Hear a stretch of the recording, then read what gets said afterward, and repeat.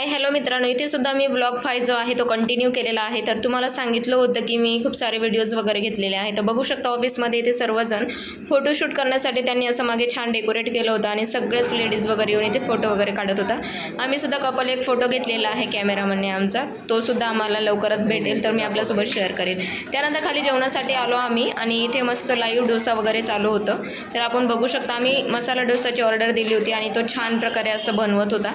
तर म्हटलं की आपल्यासोबतही रेसिपी नक्की शेअर करावा, तर आम्ही ते छोटं जे व्हिडिओ शूट केलं होतं ते आपल्यासोबत शेअर केलं। तर सगळ्यांसाठी लाईव्ह ज्याला जे हवं आहे, जे खायचं आहे ते तिथे बनवून वगैरे डायरेक्ट आपल्यासमोर लाईव्ह देत होते। तर मस्त गरम गरम असं जेवण आम्ही तिथे छान करत होतो।